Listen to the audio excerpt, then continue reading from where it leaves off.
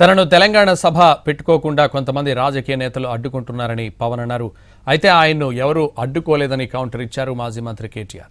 అడ్డుకున్నది కాంగ్రెస్ నేతలేనని వారిని ప్రశ్నించాలన్నారు. మీరు బెదిరిస్తా ఉంటే బెదిరిపోతామా మేము? ఇది ఒక్క కాంగ్రెస్ నాయకుల గురించి కాదు. రేవంత్ రెడ్డి గారు ఇప్పుడు వచ్చారు కాంగ్రెస్లోకి. మరి ఆ రోజు కూర్చోబెట్టి ఆయన కూడా ఉన్నారు. ఆ రోజున ఎవరు ఎటు అవుతారు ఏం తెలుసు మనకి. అసలు ఆ రోజు ఆయన జైల్లో పెట్టారు, ఇబ్బందులు పడ్డారు. అలాంటి ఆయన ముఖ్యమంత్రి అయ్యాడు. ఆయనకు మనస్ఫూర్తిగా శుభాకాంక్షలు తెలియజేశాం. ఈ ఎంటైర్ ఫియాస్కోలో ఆయన ప్రమేయం ఉందని నేను చెప్పట్లా. కేసీఆర్ గారి ప్రమేయం ఉందని చెప్పట్లా. కొద్దిమంది వాడుకుంటా ఉన్నారు. కానీ మీరు ఈ పార్టీల వెనక దాక్కొని, కొన్ని ముసుగుల వెనక దాక్కొని, సోషల్ మీడియా హ్యాండిల్స్ వెనక దాక్కొని చేస్తే పవన్ కళ్యాణ్ కానీ జనసేన నాయకులు కానీ జనసేన సాధకులు కానీ ఎవరు భయపడరు. మేము తిరుగుతాం.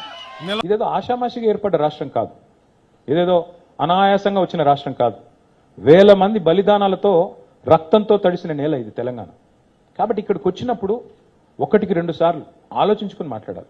నేను ఒక మాట అన్నారు, ఆయన అడ్డుకుంటున్నారు. ఎవరు అడ్డుకుంటున్నారు మిమ్మల్ని? ఏదో ఊహాజనితమైన 2018లో పోటీ చేస్తే అడ్డుకోలేదు, 23లో పోటీ చేస్తే అడ్డుకోలేదు. ప్రజలు అడ్డుకున్నారు. మేమేం చేస్తాం దానికి?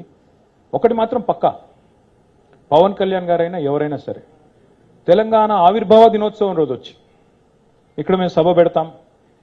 అది కూడా గతంలో నేను తెలంగాణ ఏర్పడ్డప్పుడు నాకు ఆ విభజించిన పద్ధతి నచ్చలేదు. మరి నువ్వు అది బాగలేక ఇది బాగలేక 11 రోజులు అన్నం తినకుండా ఉంటే మళ్ళీ తెలంగాణ ఆవిర్భావ దినోత్సవం రోజు మీటింగ్ పెట్టాల్సిన అవసరం ఏముంది? సరే మీటింగ్ పెడదాం అనుకున్నావు. అడ్డుకున్నది ఎవరు? కాంగ్రెస్ ప్రభుత్వం. ఏమైనా అనాలనుకుంటే వాళ్ళని అనాలా?